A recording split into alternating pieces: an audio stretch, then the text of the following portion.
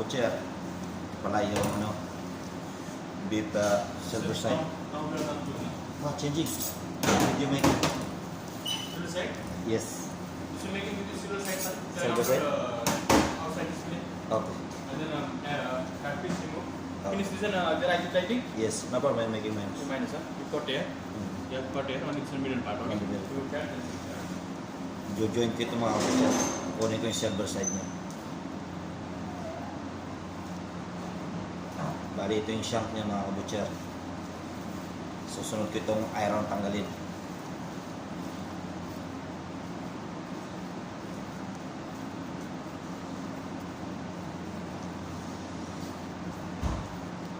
Bali ito yung iron niya.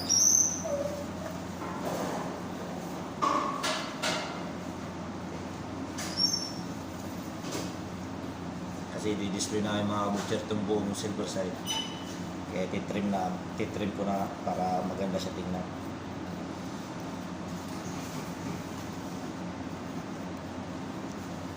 Bali buo lang siya na i-display dun sa counter mga butcher.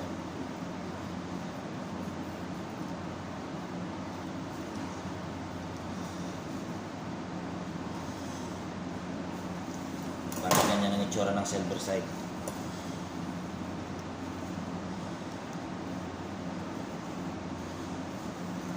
Buo lang siya di-display. Gagawin niyang silver side roast. Maganda rin yan. Ito naman yung iron. Pakita ko sa inyo kung paano ito gawing i-slice dito namin sa aming shop.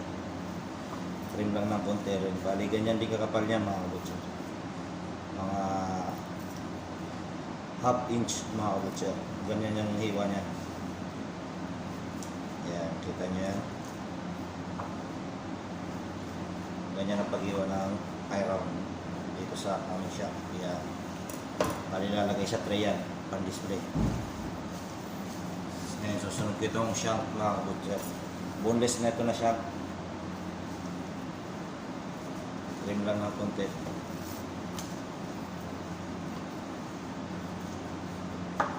Tapos, kasi di-display namin ito sa ano rin, sa tray, lalagay sa tray. Di-display sa labas, kaya i-slice ko rin siya. Mga 1.5 inch yung kapal niya para maganda siya pang ano, gawing cubes yan. Kita niyo siya mga butcher, ganyan ang kapal niya mga butcher. Pero ganyan lang ang display namin, pero ano ito, lutuin din nila ito ng ano, mga ganyan, mga bulang. Kaya hanggang dito na lang mga butcher, sana may matutunan kayo. Bali 3 parts to itong buo na silver side. Okay?